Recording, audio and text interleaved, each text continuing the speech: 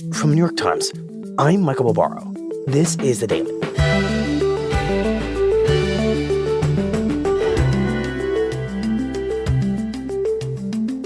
During an extraordinary weekend, President Trump deployed 2,000 troops from the National Guard to suppress a protest in Los Angeles against his own immigration policies. And his bitter breakup with the world's richest man, Elon Musk, entered a new stage of acrimony.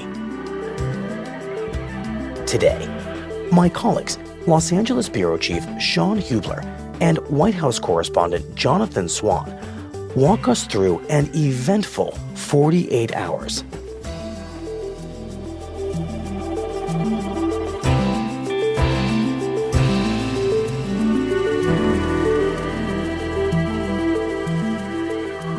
It's Monday, June 9th.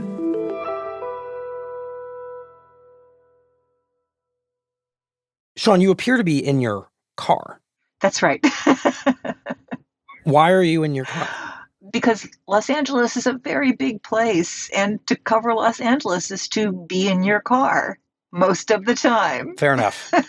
Well, thank you for doing this from your car, because I'm sure it's not a dream scenario.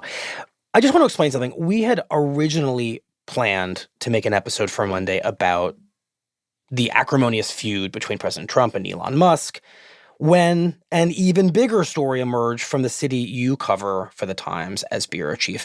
So we want you to tell us that story, the story you're covering from your car, about how we reached this point where the president has deployed the National Guard to put down protests in the city, which are still very much ongoing as we talk to you at almost 8:00 p.m. Eastern time. So this has been an issue that's been kind of building for quite a while in California. There have been periodic immigration enforcement actions around the state.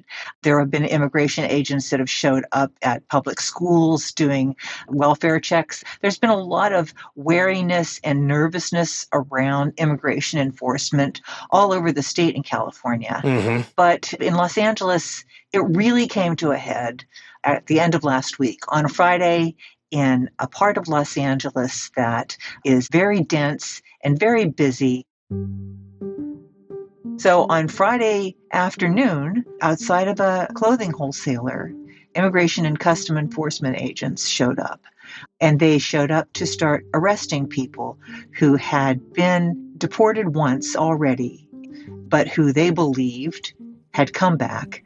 Got it. So they were there to detain them and probably to deport them again. That's right. So federal agents come into this clothing wholesaler at about 1:30 in the afternoon, and they show up and they start detaining people, employees inside this business, and loading them into vans as other agents in riot gear start to kind of close in on the area. And people inevitably in this cramped, closed space start to freak out and make phone calls, and word gets out. And people start to show up and gather around. Mm-hmm. And in this kind of military display of power, these federal agents start to disperse the crowd. And they're dressed in military gear, and they're driving, sort of military tactical vehicles and trucks. And just sort of the show of force is so unnerving to people that protests erupt. And this is clearly now a confrontation, from what you're describing, between protesters and federal agents. It's explicit. It is an explicit confrontation between federal agents and activists, and also just general members of the working public in downtown Los Angeles. Mm-hmm. There were 100 people who were arrested, according to the U.S. Attorney's Office, and things did eventually calm down. But the sense was that this was sort of a one-and-done, outburst that had happened kind of organically, and that it hadn't gone too badly. That was on Friday night. So by Saturday, the sense is that the worst of this is potentially over. Right. Then Saturday morning, about 20 miles away from downtown Los Angeles, in a working class suburb called Paramount, word has gotten out that there's going to probably be another immigration action enforcement at this Home Depot where there are a lot of immigrant laborers, and word begins to spread that there might be this enforcement action, that there might be a sweep, that they might be rounding up day laborers. And so protesters begin to show up, crowds begin to gather. So suddenly it doesn't necessarily look like the worst of this is over. Suddenly it's apparent that the worst of this may not be over at all. Mm-hmm. This incident, too, involves authorities in military gear and begins to escalate, over the course of the day. We see you for what you are, a terrorist organization, ICE out of Paramount. You are not welcome here. People protest, they yell things, they throw rocks at cars, they sort of clash with federal agents. Hey, what happened to you, bro? They shot you in the head? You all right? And so as Saturday morning gives way to Saturday afternoon, gives way to Saturday night, the authorities order the crowd to disperse and start again to disperse them with pepper spray and flashbang grenades and so on.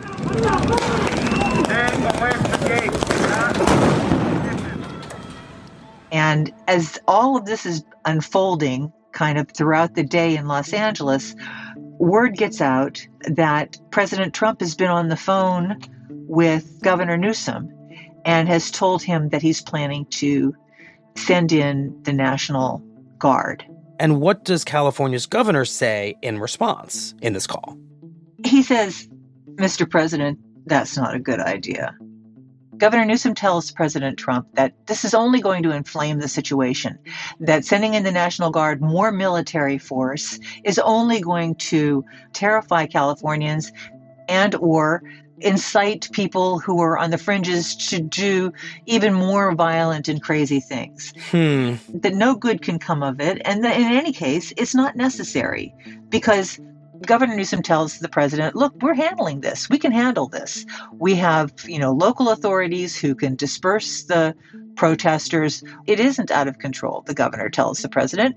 It is actually in control.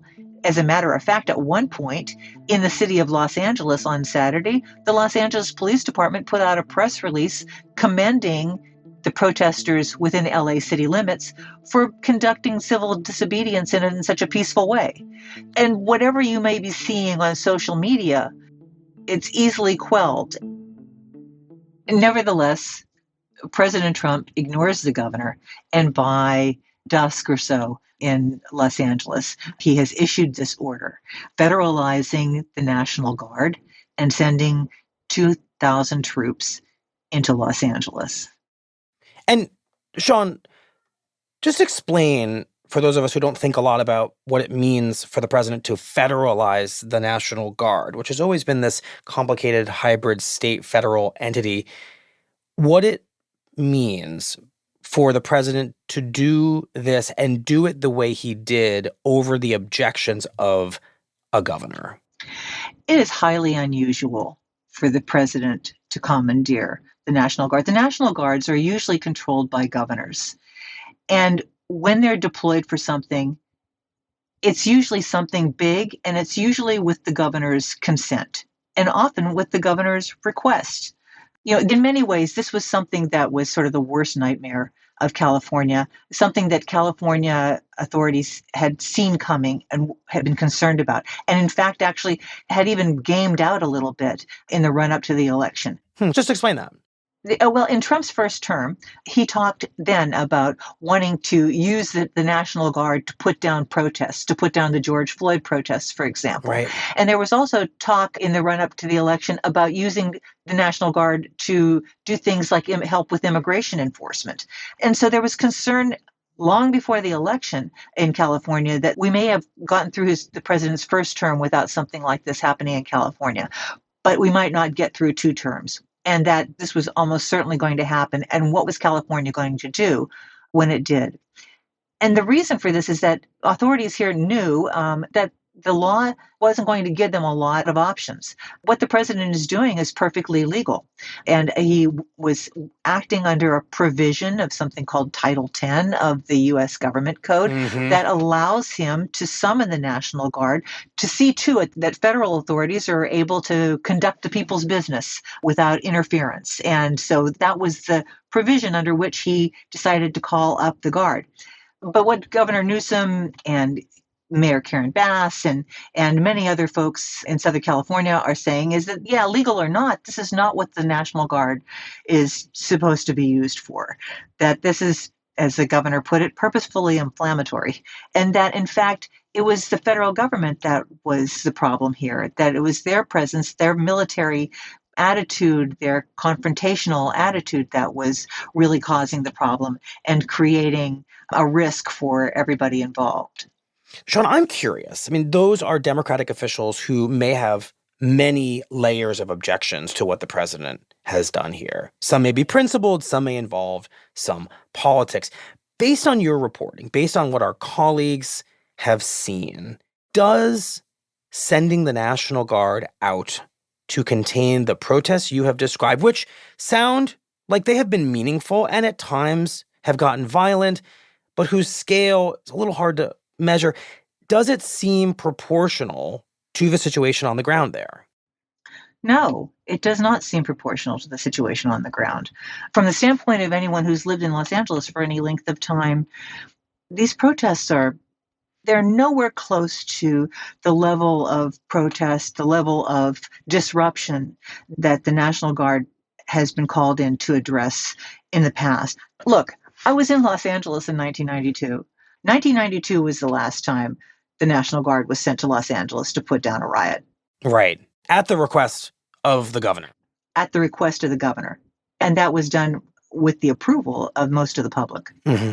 I was here when the riots broke out. They were all over the city. They involved bricks and rocks and bottles being thrown at traffic, people being killed, people being pulled out of their cars and trucks and beaten up to near death. Right. A real breakdown in social order. This was not that. This was not even an echo of that. Well, Shawn, to the degree that the National Guard is now there at this hour, what are they doing exactly? How is this working? And as best you can tell, is it, as Governor Newsom and the Democratic leaders in the state fear, inflaming the situation, or is this show of federal military might bringing these, at times, violent protests to an end? So right now, the National Guard troops seem to be sort of gathered around guarding federal buildings. They seem to be refraining from confrontations with protesters, but it certainly is not quelling the protests. So far, the protests have been scattered and sporadic, and there have been some clashes, but this is not going away, and this appears to be a real showdown. And Governor Newsom formally asked to pull the National Guard out of Los Angeles. He called the president's deployment order unlawful. He said, "We didn't have a problem until Trump got involved. This is a serious breach of state sovereignty and inflaming tensions while pulling resources from where they're actually needed," the governor said.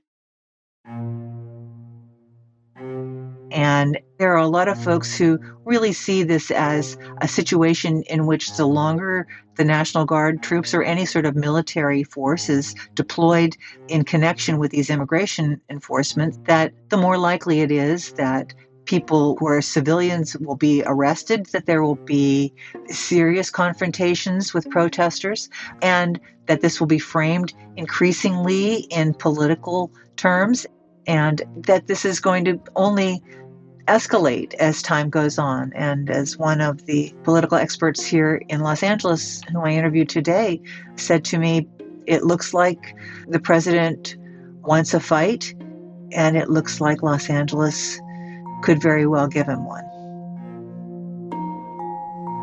Well, Shawn, thank you very much. We appreciate it. Thank you, Michael. My pleasure.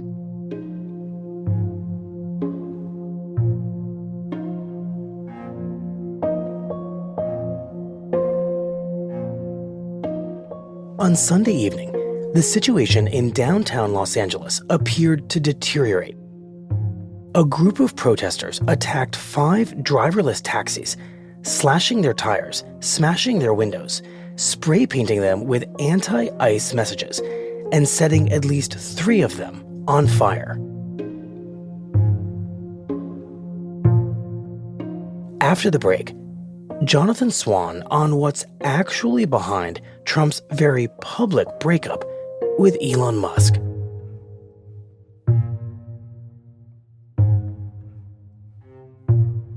We'll be right back.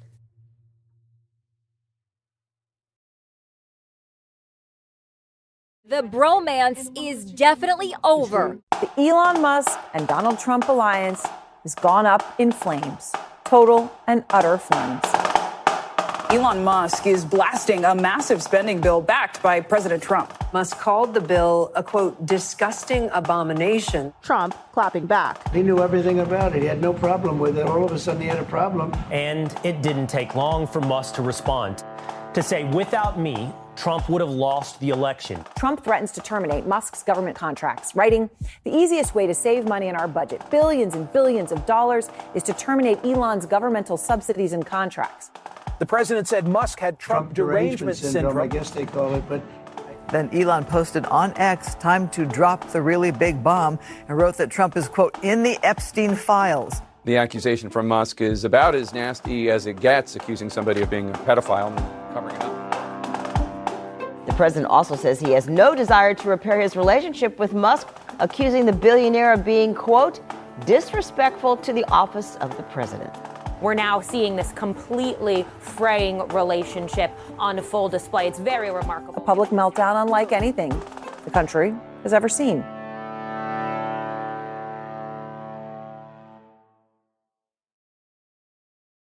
Jonathan, you're traveling with President Trump on what's turning out to be a very consequential weekend.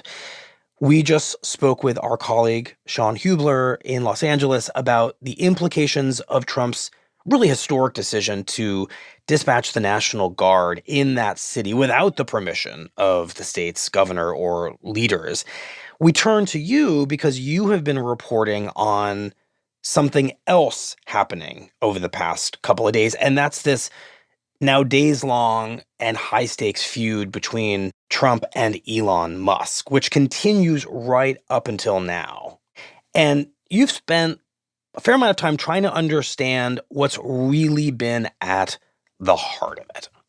So what have you found?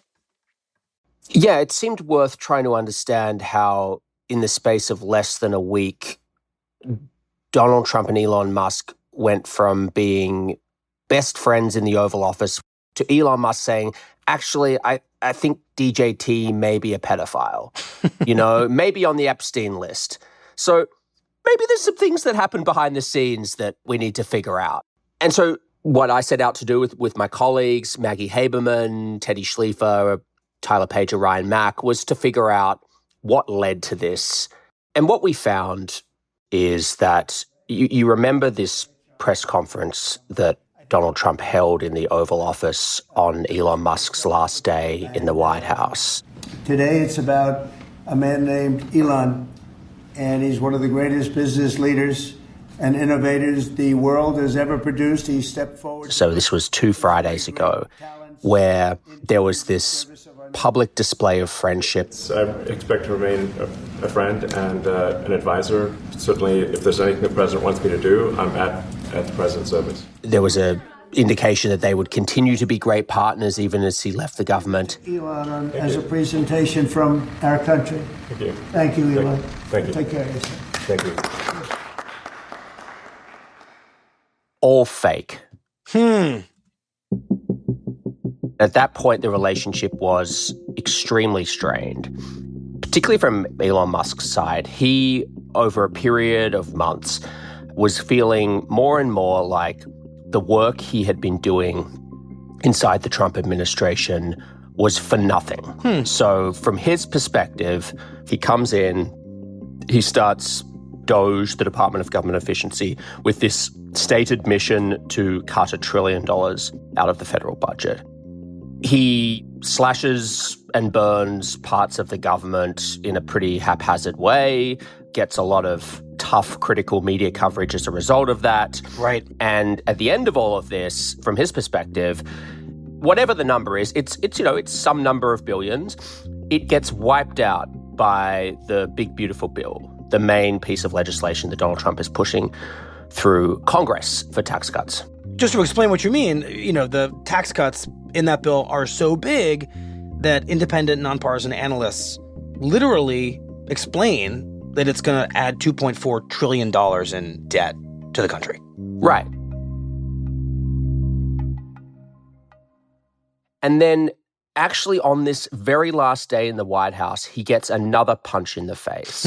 What happened immediately before that meeting was the president was in his dining room, which adjoins the Oval Office, and he gets presented by an aide with a packet of opposition research or negative information about a man named Jared Isaacman, who is a close friend of Elon Musk's, who Donald Trump had appointed to run NASA. This was one of the big things that Elon Musk had asked of Donald Trump during transition. He really wanted this. Obviously, NASA is hugely important to Elon Musk's rocket business, SpaceX. Yep. It's also, his whole mission of getting to Mars. There is no federal agency more important to Elon Musk than NASA. Yeah. So Trump names Jared Isaacman as his NASA administrator, and he was set to actually be confirmed with a vote from the full Senate the very next week. But right before the press conference where they're giving Musk this very warm farewell, Trump is handed this packet with all of these donations that Isaacman has made to Democrats. And right after the press conference, the cameras stop, the press gets kicked out, and then there's this extraordinary meeting in the Oval Office. Wow. With quite a large group and Elon Musk. And Trump starts reading aloud to Musk and the room these donations that Isaacman had made to Democratic politicians and saying, this is not good. We can't have this. And what proceeds is this extraordinary scene where Trump is essentially humiliating Musk in front of a large group of White House staff. But can I just make sure I understand this scene you're describing? Right after Trump has just warmly said goodbye to Elon Musk in the Oval Office and the doors are closed, the cameras leave, the president is starting to read to everyone in the room, including Musk, from an opposition research file in which he's finding more and more things about Musk's choice to run NASA that he doesn't like, and he's subjecting Musk to that. It's a public humiliation. And Musk is sitting there kind of taking it. And one other thing Trump does is in front of Musk, he asks different aides in the room, well, would you hire him? Would you hire him? Would you hire Jared Isaacman? Yeah. Would you do it? And no one really stands up for him. Wow. In the room. And eventually, Trump decides to withdraw the nomination of Isaacman. So essentially what you and our colleagues have found is that Elon Musk, the first buddy, by the time he's on his last day of service in this administration, literally the day that he's saying goodbye to the president, he's deeply wounded. He's wounded because the president, in his mind, has completely undermined the work he's done for Doge and blown a hole in the budget that Elon Musk was trying to shrink by cutting government spending. And the president is about to kneecap Musk's choice to run NASA, the single most important agency in the government to Musk. And that wounded Elon Musk is the person who leaves the White House and starts this feud. That's exactly right. And you have this effort from people close to Trump to say that this is all self-interest from Musk. It's really because the big, beautiful bill got rid of subsidies for electric vehicles. And I'm sure there's some truth to him being irritated about the way that they handled electric vehicle subsidies. But what we found in our reporting is that the much more important reasons for this feud was that Musk felt over a period of weeks that his work for Doge was being cancelled out by their tax bill. And what you saw in the next few days is Musk moving in his public commentary on X from criticizing the legislation, calling it a disgusting abomination, to attacking Trump personally. Jonathan, let's say for the sake of argument that this relationship really is over or entering a very different stage of itself that's deeply diminished. Who has, based on your reporting, more to lose from it being over? Which I guess is another way of asking which of these men, the president or the world's richest man, has greater leverage over the other. I will answer that question, but I think it's really important to take a slight step back and just understand that Trump doesn't have normal human relationships. He is transactional. If he can see value in somebody, if he can see that someone could do something for him, Donald Trump is always open to some form of reconciliation. I flew with Trump on Air Force One on Friday afternoon to New Jersey. On the flight, I asked Trump about Musk. I said to him, you posted on True Social the other day that a great way to save money for the federal government would be to cancel Elon Musk's billions of dollars worth of contracts with the federal government. I said, how seriously did you take that? And Trump said, well, we're going to look at it. We're going to look at everything. He's got a lot of subsidy, gets a lot of money. Then he goes, but I'm only going to do it if it's fair. And it was this sort of like, nice companies you've got there. It'd be a shame if something would happen to them. So Trump very well understands. That's his leverage. Of course. He has the power to inflict extreme harm on Musk's businesses, which have a huge amount of exposure to the federal government, in particular SpaceX. I mean, we've seen that Donald Trump is willing to use the levers of federal power to go after his enemies, whether it be law firms, Harvard University, go down the list. So everyone, including Elon Musk, presumably knows that this threat is real. So that's Trump's leverage. I think that leverage exceeds any leverage that Elon Musk has. But people close to Trump are aware that Musk is not without leverage. Right. You can tick through the obvious stuff. He's the richest guy in the world. He's, the biggest donor in Republican politics. But there's also another thing which people don't talk about so much in public, but they'll certainly talk about privately, which is he's seen a lot. He has been allowed into a lot of rooms. He had a lot of exposure to very sensitive conversations. Right. So people close to Trump think that this probably ends up in some form of a transactional truce. They're not going to have this best buddy bromance type relationship that they had before. But I wouldn't be surprised if they come to some form of an agreement where they don't attack each other personally. I don't know if there's a financial component to this. I mean, Musk had already promised Trump that he would give $100 million to his outside groups ahead of the 2026 midterm elections. He hasn't given that money yet. So does Donald Trump say, guess what, the price just went up? I don't know whether he will, but he's done similar things before, making people pay a price for peace. But this is the state of where we're at with these relationships and also with Trump's exercise of power in his second term. Right. And in that way, Jonathan, this doesn't seem entirely unrelated thematically to what is happening right now in Los Angeles. Obviously, these are very different situations, but I'm thinking about the word power you just used and Trump's projections of power over the past couple of days. Look, I think what you're seeing in both these instances is the improvised nature of Trump's government. This is one man making decisions very quickly with not really much of a process behind it. Elon Musk asks him to run this thing called Doge. Trump says, sure, go for it. Right. And we still don't know exactly what happened behind the scenes with this deployment of the National Guard, but we certainly know it wasn't a normal process. And he's doing it over the objections of the state's governor, Gavin Newsom. So what we see in both these instances is one man exercising tremendous power with very limited and eroded checks on that power without any real form of an interagency process. So you have high risk, high speed, and a lot of cars colliding. Thank you very much. Appreciate it. Thanks for having me.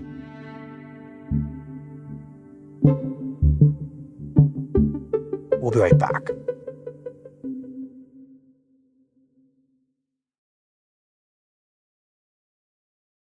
Here's what else you need to know today. The White House, which spent months fighting legal orders to return a man it mistakenly deported to a prison in El Salvador, has returned him to the U.S. Kilmar Garcia was flown back on Friday, ending the administration's most high-profile battle with federal courts over the president's immigration policies. Abrego Garcia has landed in the United States to face justice. During a news conference, Attorney General Pam Bondi said that Abrego Garcia now faces federal charges of illegally transporting undocumented migrants, but it's unclear whether the government has strong evidence to prove that claim. Upon completion of his sentence, we anticipate he will be returned to his home country of El Salvador. Today's episode was produced by Rochelle Banja, Diana Wynn, Eric Krupke, and Alex Stern. It was edited by Lexi Diao, contains original music by Roe Nimisto, Pat McCusker, Marion Lozano, and Diane Wong, and was engineered by Chris Wood. Our theme music is by Jim Brunberg and Ben Landsverk of Wonderly. Special thanks to Efim Shapiro.